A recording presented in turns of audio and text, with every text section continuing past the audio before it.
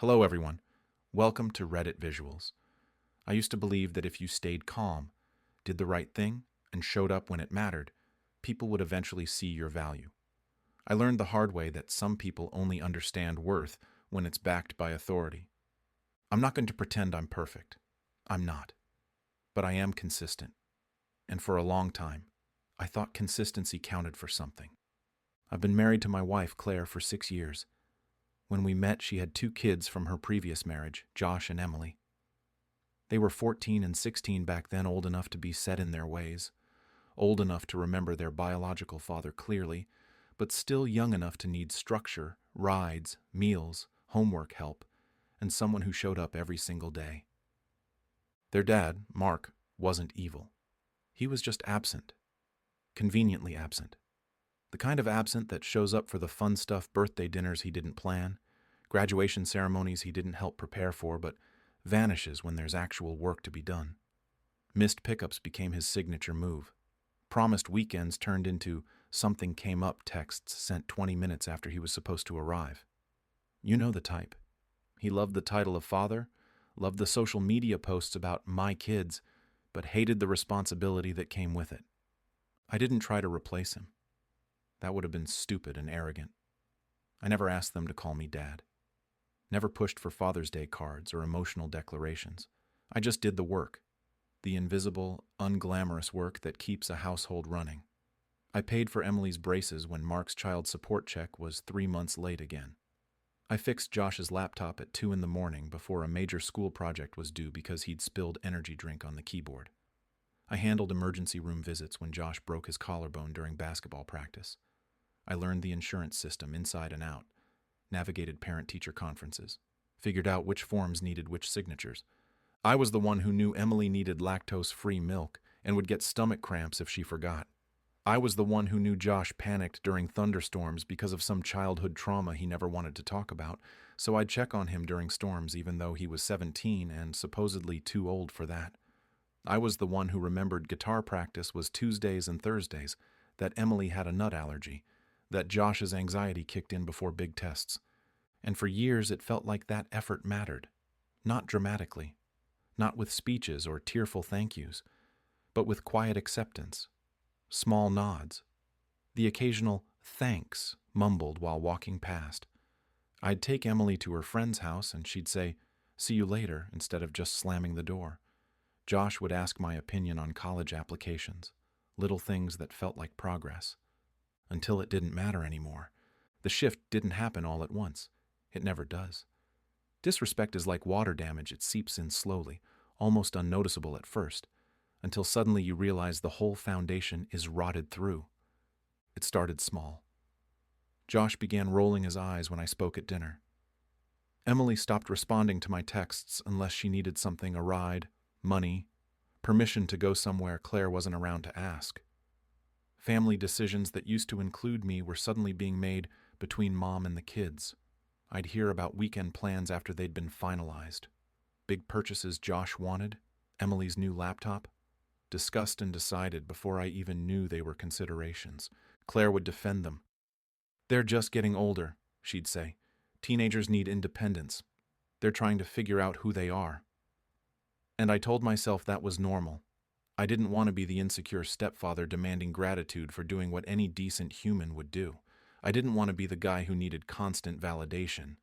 I wanted to be the adult in the room. But it kept escalating.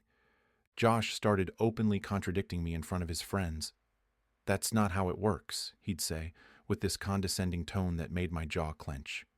"You wouldn't understand." Emily began this thing where she'd ask Claire for permission for things I'd already said no to, then act shocked when I called it out. "I forgot you said that," she'd claim, but we both knew it was a lie. The real turning point came about 8 months ago when Emily wanted to go on a beach trip with friends for spring break. No parents, just a bunch of 17 and 18-year-olds renting a house.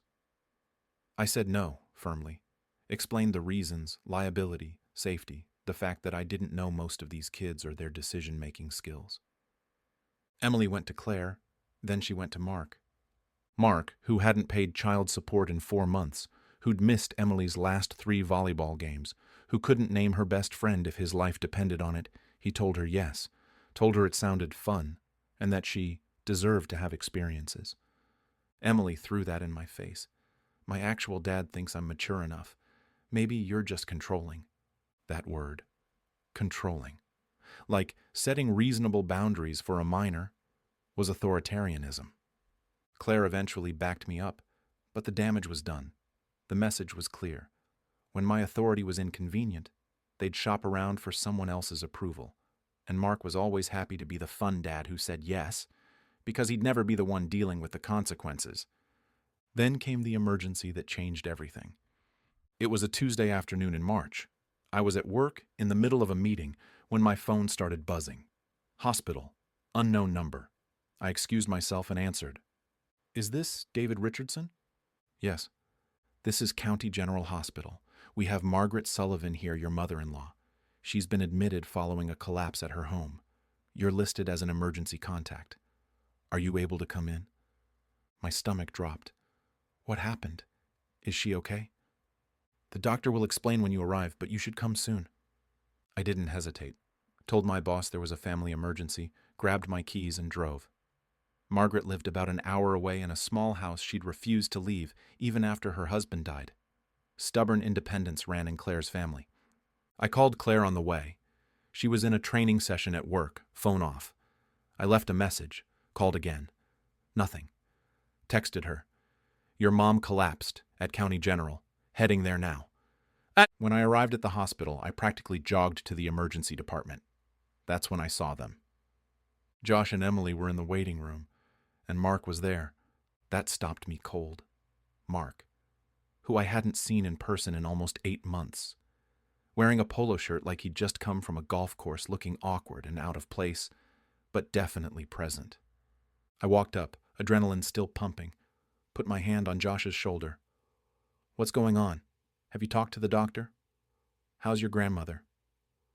Josh didn't even look at me, just shrugged my hand off. Emily did look and then looked past me, straight at Mark, like she was waiting for him to handle it. We've got it handled, Josh said, his voice flat, dismissive. Mom's on her way. I tried to stay calm. Okay, but I'm here now. What did the doctors tell you? What happened? Emily sighed. This long, theatrical sigh like I'd just asked her to explain quantum physics for the 10th time. Why do you even need to be involved? This is family stuff. I actually laughed, because I thought she had to be joking. We were in a hospital. Her grandmother had collapsed, and she was playing territory games. I am family, I said, calmly. No edge, no anger, just a statement of fact. Josh finally turned to face me. He was almost as tall as me now, and he used that height like a weapon. Looked down at me slightly. You're not really needed right now. This is between us and our dad. That sentence hit me like a physical blow. Our dad. Not my stepdad, or even just my name. Our dad. The man who'd been MIA for months at a time. The man who'd contributed exactly nothing to the situation except his DNA. Mark, to his minimal credit, looked uncomfortable. He shifted his weight, wouldn't meet my eyes. But he didn't say anything. He never did when it mattered. Never corrected them. Never backed me up. Never acknowledged that I'd been doing his job for 6 years. I stood there in that hospital hallway, after dropping everything to rush over, and realized something that hurt more than I wanted to admit. They didn't see me as support. They didn't see me as family. They saw me as optional, decorative, easily replaced. But I didn't leave. I sat down in one of those uncomfortable waiting room chairs. Didn't argue, didn't make a scene. I figured emotions were running high. Emergencies make people say stupid things they don't mean. Then the doctor came out. Dr. Patel, according to his badge. Family of Margaret Sullivan? We all stood up. The doctor looked at our group, 2 teenagers, 2 adult men who clearly weren't related. Are you immediate family? He asked, looking at Josh. Yes, Josh said, stepping forward like he was in charge. That's my grandmother. Dr. Patel nodded. I need to speak with whoever has medical power of attorney for Mrs. Sullivan. Decisions need to be made regarding her treatment. Josh froze. Emily's eyes went wide. They both looked at Mark. Mark blinked. I don't have that. I mean, she's not my mother. I was married to her daughter. Before. The doctor's expression didn't change, but I could sense his patience thinning. He looked at me. Sir, do you have any legal authority here? I pulled out my phone, opened my Files app. I do. I have medical power of attorney for Margaret Sullivan, executed 3 years ago. I can pull up the documentation. The silence was deafening. Josh stared at me like I'd just grown a second head. Emily's mouth actually fell open. Dr. Patel nodded. Then I need to speak with you. Please follow me. Wait, Emily said, her voice rising. Why does he get to decide anything? He's not even blood-related. Dr. Patel barely glanced at her. Legal authority supersedes blood relation. Your grandmother made this decision when she was of sound mind.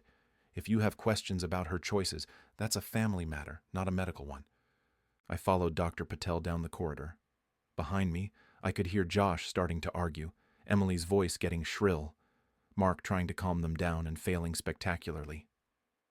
In the consultation room, Dr. Patel laid it out. Margaret had suffered a severe stroke, left hemisphere, significant damage. She'd been alone for hours before a neighbor found her and called 911. They'd stabilized her, but she needed surgery to relieve pressure on her brain. Risky surgery. There were forms. Decisions about resuscitation, about life support if things went wrong, about rehabilitation plans if things went right. I asked questions, took notes, made the decisions that needed making, based on conversations I'd actually had with Margaret over Sunday dinners, when we'd talked about her wishes, her fears, what she wanted if something like this ever happened. Josh and Emily had never had those conversations. Too uncomfortable, too depressing. Mark certainly hadn't. But I had. Because that's what you do when you actually care about someone. When we came back out to the waiting room, the hostility was immediate. You had no right, Josh said, voice shaking with anger. You had no right to make decisions about our grandmother without us. I kept my voice level. I had every right, legal right, and she gave me that right because she trusted me to make these decisions. Emily's eyes were red. This isn't about paperwork. This is about family. I looked at her, really looked at her. Family is who shows up prepared. Family is who has the difficult conversations. Family is who your grandmother trusted enough to make these choices. You're not her son, Josh spat. No, I agreed. But I was here every Sunday. I fixed her back steps. I drove her to doctor's appointments. I knew she was allergic to penicillin and that she wanted to die at home if possible, not hooked up to machines. Did you know any of that? Josh looked away. Emily started crying. That's when Claire finally arrived, bursting through the emergency room doors, still in her work clothes, mascara smeared from crying in the car. She saw me first, rushed over. What happened? Is she okay? Why didn't anyone call me sooner? I explained. Everything. The stroke, the surgery, the decisions that had been made. Claire hugged me tight, shaking. Thank God you were here. Thank God you knew what to do. Over her shoulder, I saw Josh and Emily standing apart from us, arms crossed. Mark had disappeared somewhere, probably to his car. That night, Claire stayed at the hospital. I went home. The house felt empty. I sat in the dark living room and didn't even try to sleep. The next few days followed a brutal pattern. Margaret survived the surgery but faced a long recovery. I coordinated with rehab facilities. I reviewed insurance coverage. Did you know that Medicare doesn't cover everything? And the supplemental insurance Margaret had was through a company that fought every single claim? I learned that the hard way. I spent hours on hold, arguing with administrators, getting documentation from doctors. Josh and Emily came to the hospital every day. They'd sit with their grandmother, hold her hand, cry. And every time they saw me doing the administrative work, handling phone calls, making arrangements, I could feel the resentment building. Emily told Claire in a conversation I wasn't supposed to hear, "It feels like he's taking over, like he's pushing us out." Josh was more direct. He told me to my face, "You don't need to do everything. We can handle some of this." "Okay," I said. "Handle what?" "I don't know. Just You're making it seem like we don't care. I'm not making it seem like anything. I'm doing what needs to be done. If you want to help, tell me specifically what you want to take on. He couldn't answer, because he had no idea what was actually involved. Neither of them did. Then came the second catastrophe. About 10 days into Margaret's hospital stay, I got a call from a social worker at the hospital. She asked if I could come in for a meeting about discharge planning and home situation. That sounded ominous. I went in that afternoon. The social worker, Ms. Chen, had a file in front of her.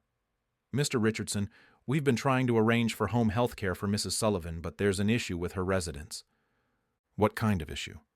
She slid a document across the desk. "The county sent this to us. Mrs. Sullivan's property has unpaid taxes going back 18 months. Foreclosure proceedings were initiated 2 months ago." The room tilted. "What? That's impossible. She pays her bills. She's meticulous about that stuff."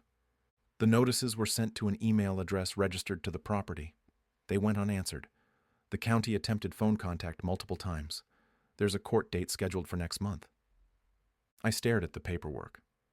The amount owed wasn't even that massive, maybe $8,000 with penalties and interest, but Margaret was on a fixed income. $8,000 might as well have been $8 million. "Why wasn't I notified? I'm her emergency contact. I have power of attorney. The foreclosure is a property matter, not a medical one. They wouldn't have reached out to medical contacts." I took the documents. "I'll handle it."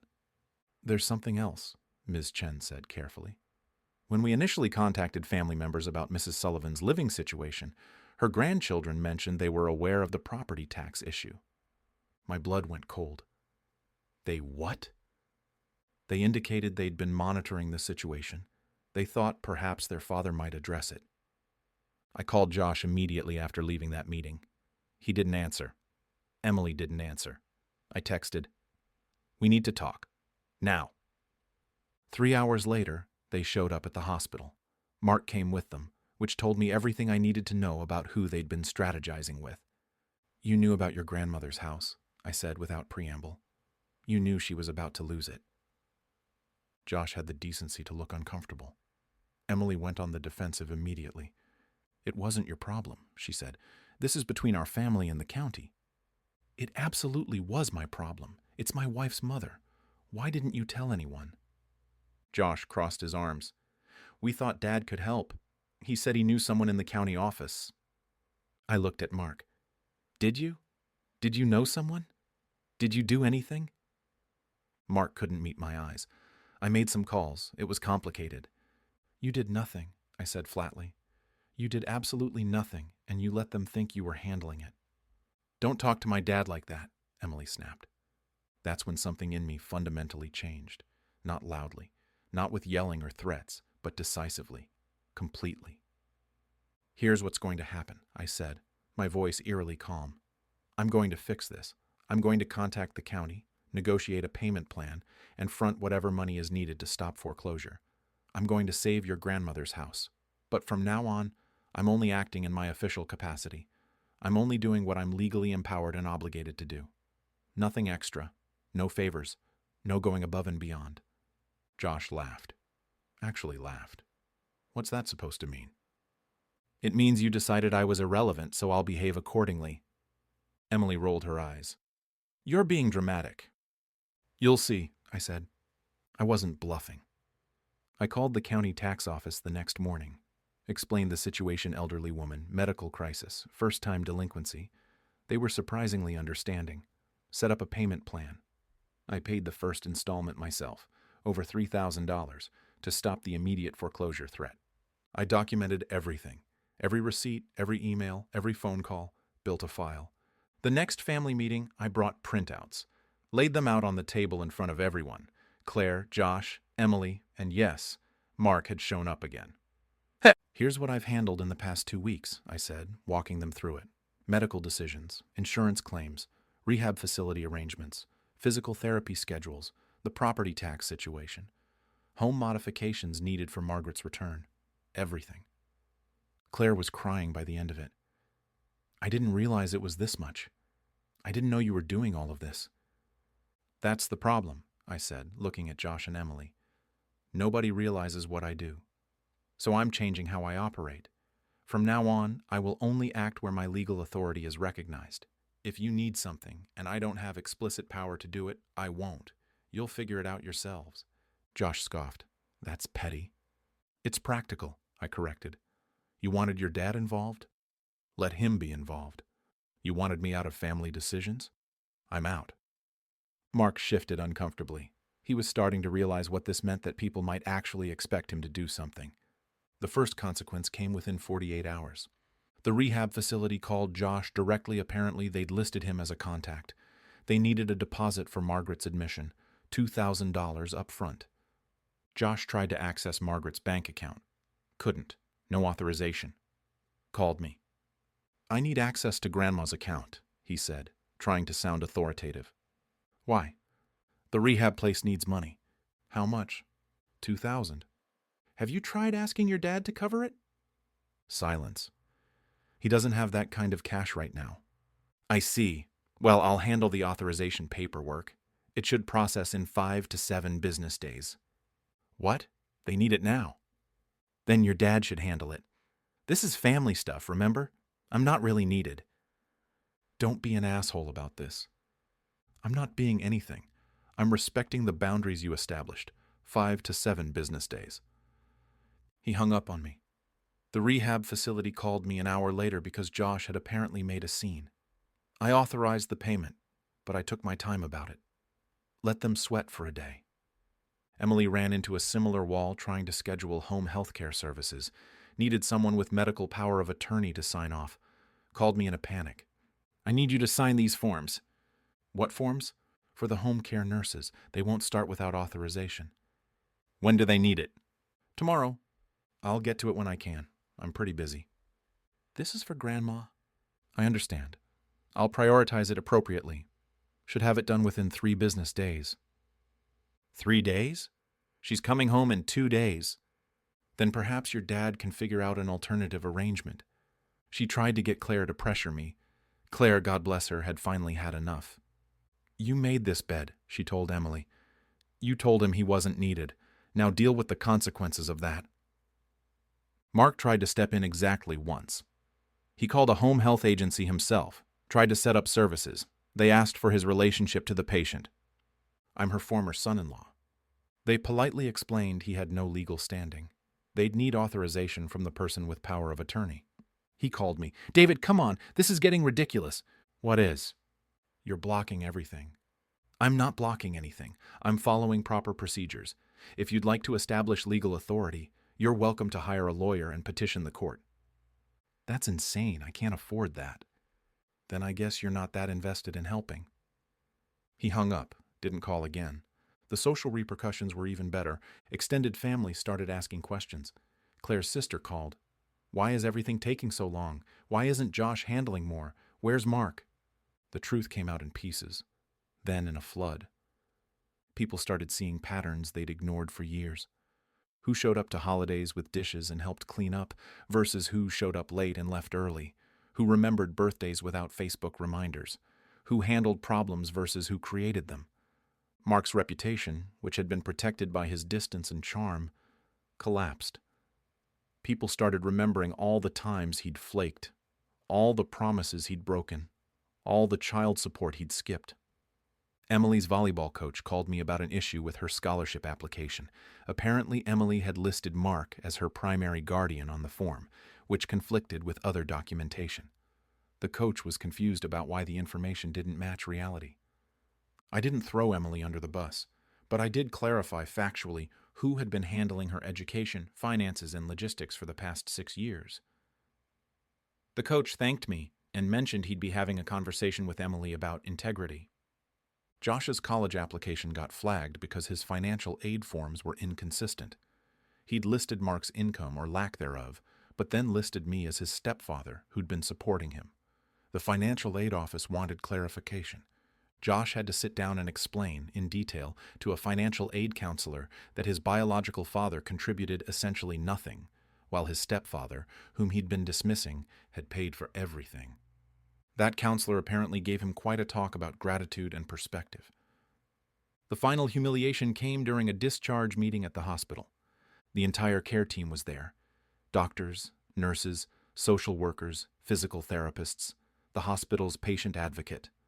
Claire, Josh, Emily, and Mark all showed up.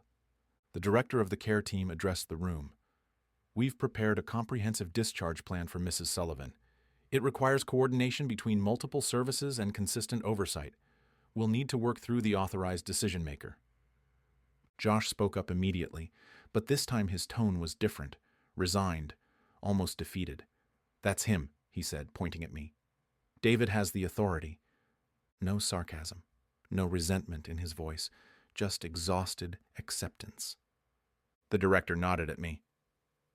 Mr. Richardson, if you could review these protocols. I did, asked questions, made adjustments. Everyone else just sat there, watching me do what I'd been doing all along, but now they saw it. All of it. Every decision, every bit of knowledge required, every detail that had to be managed. Afterward, in the hospital hallway, Josh approached me. Alone. Emily had disappeared somewhere with Claire. I didn't realize, he said quietly. I didn't realize how much you actually handled. I didn't gloat, didn't smile, didn't make a speech. That's the problem, I said. You didn't realize, and you didn't care to find out. I was an asshole. Yes. Emily, too. Yes. He looked at the floor. What do we do now? You show up, I said. You do the work. You learn how this stuff actually works instead of assuming someone else will handle it. And you never take for granted the people who love you enough to handle the things you don't even know need handling. He nodded. Looked like he might cry. Will you still help? With Grandma? I'll do what I'm obligated to do. Anything beyond that, you'll need to earn. Margaret came home 2 weeks later. Recovery was slow but steady. Josh and Emily both showed up more. Did actual work grocery shopping, light housekeeping, sitting with her so Claire and I could have breaks. Mark made one last appearance, bringing flowers. Margaret was coherent enough by then to speak, though her words were slurred. She looked at the flowers, then at Mark, said, with perfect clarity, "Where were you?" He had no answer, left shortly after. Haven't seen him since. Emily apologized eventually. A real apology, not a performance. Broke down crying, admitted she'd been horrible, said she'd taken me for granted because I'd always been there, and she'd stupidly thought I always would be no matter how she treated me. Josh's apology was quieter but felt more genuine. He asked if he could start learning how to handle the kind of stuff I'd been doing: estate planning, insurance, medical coordination. Said he didn't want to be useless if something happened to his mom. I taught him, slowly, made him work for the knowledge. Claire and I had our own reckoning. She admitted she'd been making excuses for them, trying to keep peace, letting them disrespect me because it was easier than confronting them. I failed you, she said. I let them treat you like you were optional. You're not optional. You're essential. And I should have made them see that years ago. We cried together, rebuilt something that had gotten shaky. But here's the thing nobody tells you about these situations. You don't go back to how things were. You can't. Too much has been exposed. Too much damage has been done. My relationship with Josh and Emily is better now, but it's different. There's respect, but there's also distance, a formality that wasn't there before. They're polite, they help, they show appreciation, but the easy affection, the casual trust that's gone, maybe forever. I don't overextend myself anymore. Don't fill gaps created by other people's neglect unless it's absolutely necessary or unless my contribution is acknowledged up front. I protect my time, my energy, my peace. Authority isn't about control. It's about responsibility being acknowledged. It's about people understanding that the work you do has value, that your presence matters, that you're not just scenery in someone else's life. And here's what still stings. I didn't want revenge. I never wanted to punish anyone. I just wanted respect.